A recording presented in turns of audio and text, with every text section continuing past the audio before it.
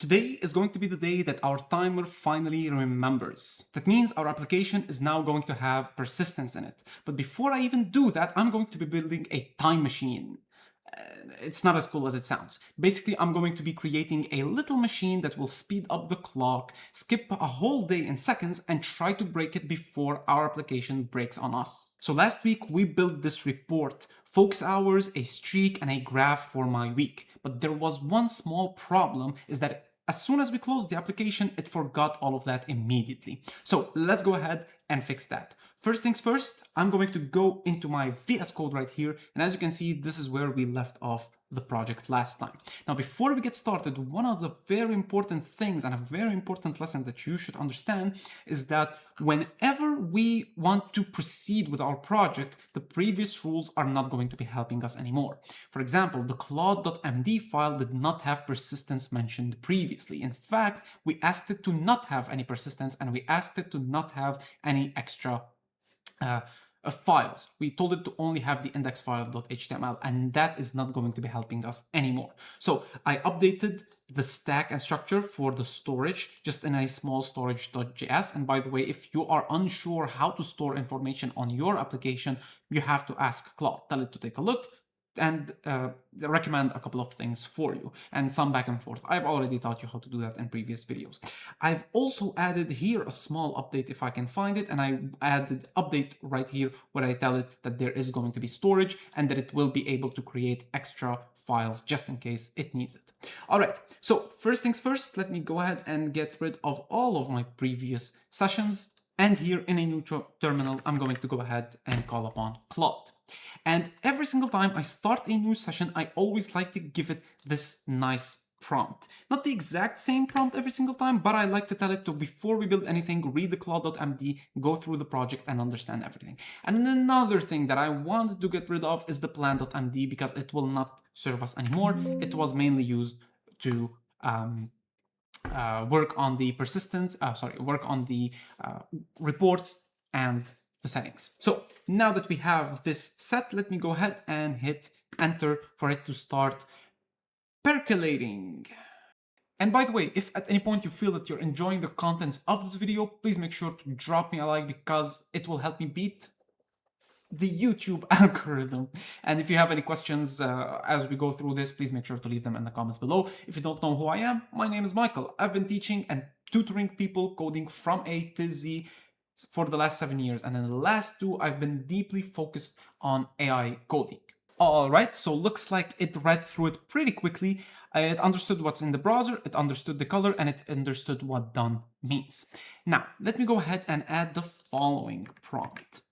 You can see that because the prompt is a bit too long, I have to move a little bit up. I'm not gonna read it all the way from top to bottom. I will add it in the description if any of you want to use this exact same prompt through the GitHub repo gist. But basically, I tell it to add a local persistence using the browser's local storage. So I want to keep things right now locally on the browser. Later on, when we expand the project into having where each person that uses the application will have their own account, then we will change the way things are done. But for now, it's going to be local persistence. Put all storage behind one small clean module. Use version prefix keys. This is what I wanted it to have. By the way, like, if you are ever wondering how to do such things, I prepared all of this beforehand. So I had a chat with Claude Chat, especially for the things that I'm not sure of or what to save right here. No accounts, no backends, no network calls. Stay within the existing files plus storage.js. So I'm gonna hit enter. It's gonna start meandering, and it should not take too long because these things are not too hard. But anyway, I'll skip to where it's done. Also, I have the 18 AI coding terms that every Python developer needs. The link is going to be in the description, so make sure to grab it. It's completely for free and you don't need to pay anything. That's what free means. You know what? In the meantime, I thought that I would show you something that's really, really nice. All right, there we go. So this is what our timer currently looks like. It has the report, it has the settings, but as you can see, it's still at 0, even though I've actually added some minutes on there. So the issue with it, I'm actually gonna run it and we'll see the results in just a bit. When I close this window that I'm currently having my time being registered at, everything will disappear. And that is the problem that we want to tackle today. And another issue that I'm gonna tell you about in just a little bit is that, look at this. I mean, this is 24 minutes that we have to wait for. And then tomorrow I have to test it again, just to see if everything is persistent. Of course not. We are developers. We are gonna be adding cheats. So, so what we're going to do, after it finishes creating the local storage, I also have a prompt that is ready for it to take in, which is going to be creating the time machine that I promised you. Again, nothing too fancy. It's just going to be some debugging tools that will allow us to speed up the time. So instead of waiting 25 minutes, we're going to wait like 20 seconds at best for this to finish. We're going to check the reports. If they're good, we're going to close the window, open it back up again. And if everything stays in there, that means that we did a good job. If it doesn't, it means that, well, when I say we, I mean Claude. But we are the ones that are engineering things behind the scene. All right, seems like it is done. Now, usually what I like to do is I would like just go back into the application and start testing the new features that Claude added. But like I told you, and just like you've seen, if I have to wait 25 minutes just to test if this Pomodoro focus has been taken, or if I have to like take a few minutes this day and then tomorrow test it out, it's not gonna be efficient. This can happen over time if I'm testing it, or if I have user reviews that are doing this over time, then that's great. But we as developers have to do a kind of a faster way. And that faster way is going to be the following prompt. So let me send it right here, and I will hit enter because it will show everything, and it will tell us that I want to add a small set of clearly marked developer tools. Visually obvious that they are for testing, and basically it's gonna be either to speed up, get to the end of a section, and to advance one day, adding a couple of hours for that day on top of what we already have. Keep these as fixed buttons wired to the existence of the timer. So developers do this all the time. They add small debugging tools in order to progress, especially when you're working with something like this, where waiting for it to finish itself is going to be a hassle. So we're going to do this super quickly. Once it finishes creating the tools, I'll show you the final results. I know you're waiting in anticipation. By the way, this is the prompt that makes the time machine. All right, so I'll see you in just a bit. All right, so after a very, very long time, for some reason, there was something blocking the, I believe it was running. Something was wrong with the running. It kept trying to execute something on Claude Chrome and whatever. I just basically told it, look, I recommend that you run the localhost shell. It makes things a lot easier on a localhost, because it was something running. It saw me open up the index.html, so it had issues there. I'm just giving you the background of what is happening, so that if you encounter things like that, if you feel like Claude is working way too long than necessary, you can tell it like what is wrong, what is happening. Now, in my case, I already have experience. I saw that it was spitting out weird sentences, so that's what I recommended. Anyway, it added everything. Let's take a look at it right now. Boom. Well, nothing. It's not that impressive.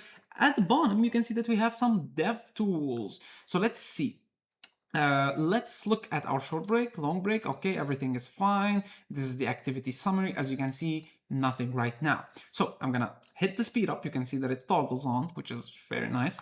And voila, you can see that now we are working super fast. Why did I make that sound?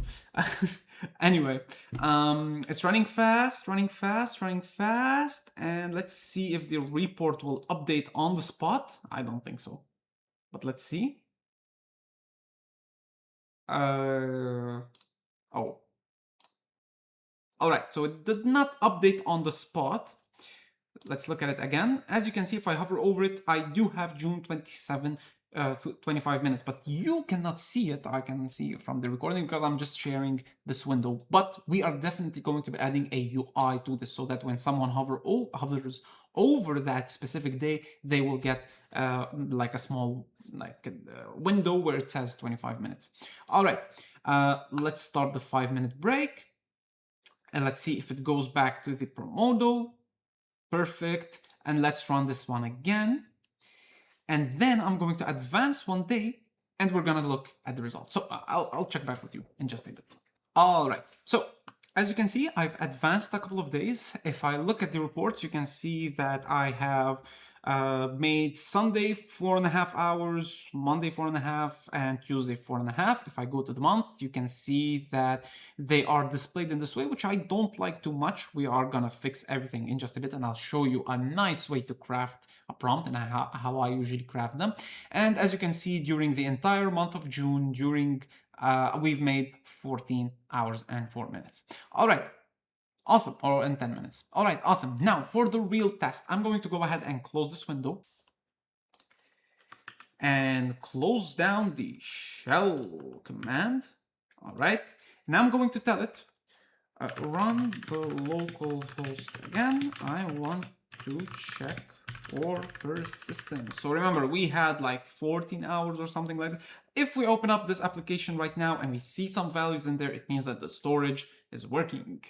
All right, we are back in our application. So now if we go to the reports voila, even though we closed everything, it still has persistence. But before I go, even though the goal that we had, we already accomplished, but now that we have this new testing tool, I am able to see so many things that I would like to fix. So many. And let me show you what I mean. And let me show you how I create a prompt with all the necessary information. All right, so this is the Claude Chat app. You can use the Claude web interface as well, but I'm using the Claude Chat app because I want to show you something. It's not too fancy, but it is going to be very fascinating for you to understand. Now, I am currently looking at the application in front of me. This is a different screen that I'm sharing, but it's going to be the same concept. Look at how I like to do things. So first of all, I'm going to tell it, I am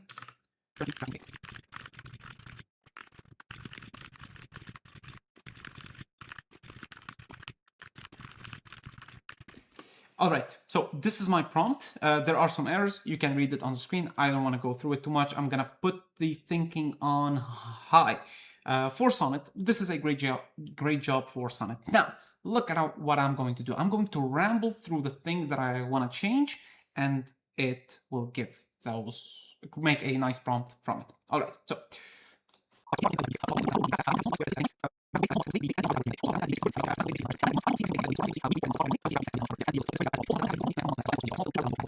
all right, so I just rambled around and I'm just gonna run this and we'll see what the results will be. All right, a small red flag.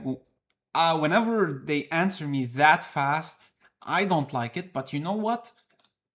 We're just vibing, okay? We're just vibing and having fun. So I'm gonna take all of this, shove it in here, and hit enter. And ladies and gentlemen, this is literally how I operate. I ramble around, I tell it to fix it, and I send it to Claude Code. Now, can Claude Code do this? Yes, it can.